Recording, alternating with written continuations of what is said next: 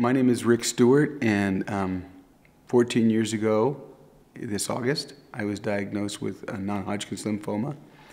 And it was one of those good news, bad news kind of situations where the doctor sat me down in his office and said, well, what the good news is that it's a slow-growing cancer. The bad news is that it's incurable.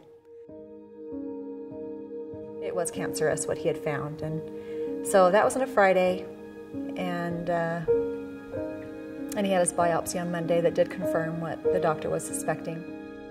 Of course, I went home and did a great deal of research and trying to find out what my life expectancy might be.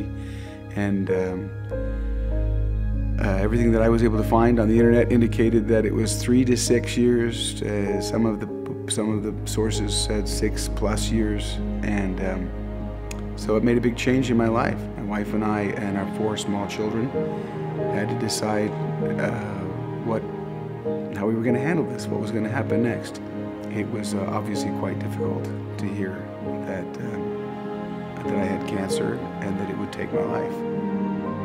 I thought, you know, if I don't have all the time that I expected, then I was going to make use of every moment that I had. It's been very interesting how we have learned to deal with this this cancer in our lives as a family. One of the first things I had to decide was how you talk to your children about cancer when it's an incurable or terminal situation. Or do you tell them? Do you not tell them? Or how much do you tell them?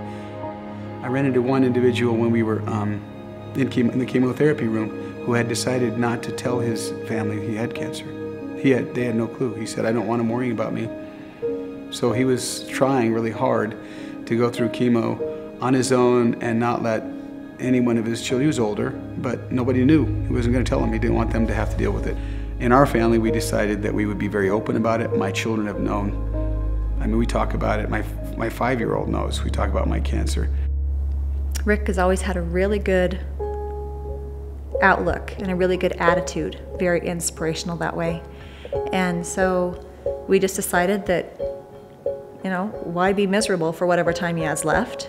We were going to live life and be happy.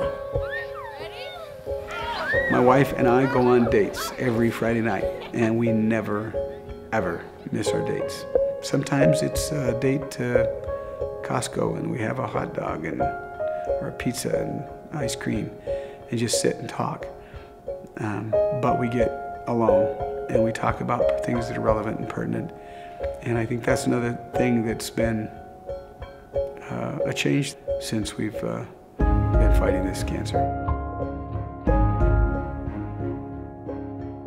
Knowing that Rik has been sick and knowing that he has cancer has been a blessing for us because we live life differently. I believe I've lived more in my 51 years of life than a lot of people have in 100 or could in 100.